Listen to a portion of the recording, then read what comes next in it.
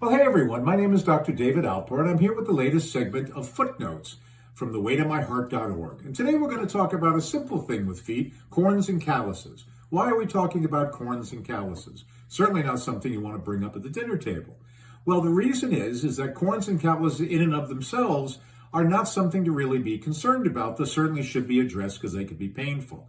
However, if you have circulation issues, if you have PAD or diabetes or neuropathy, a simple corn or callus can turn into a deep infection or even an ulceration underneath. And this is why professionals need to treat these for you.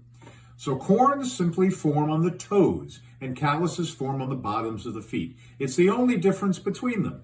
And they are both simply just thickening of the skin from excessive pressure and friction. Where does this come from? From inside your shoes, especially shoes that don't fit properly, and of course when you're active. The way to treat it at home and alleviate some of the discomfort is to take away this pressure and friction. And you do that with felt. And these are things that are available at any drugstore. In the case of a corn, you simply get these wonderfully cut little pads that have a hole in the center. And you put the little corn right in the hole, so you're padding around it. So now when it rubs, it'll rub the felt and not the corn or the bump in your toe, which will alleviate the pain. In the cases of the bottoms of your feet, again, you want to use something to remove the pressure. So you can use something thin that keeps it from rubbing, or you can take something thicker and cut a nice little donut.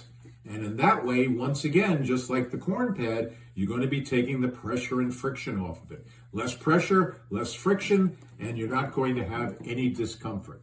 Having said all that, these are things that should be looked at initially by a professional like a podiatrist. A podiatrist will take a sharp instrument like a scalpel, shave off the hard surface, and make sure that there's nothing hiding underneath to be concerned about.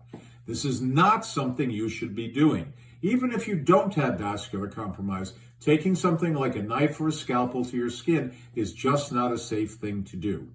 And please, nothing chemical to remove corns and calluses. It says right on the package, if you have diabetes, do not use anything with salicylic acid.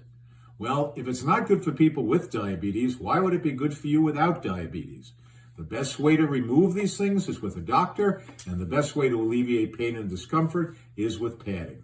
For further information, I point you to the American Podiatric Medical Association at apma.org, the American Diabetes Association at diabetes.org, and of course, The Weight of My Heart at theweightofmyheart.org. This is Dr. David Alper. Look forward to seeing you again in our next segment of FootNotes.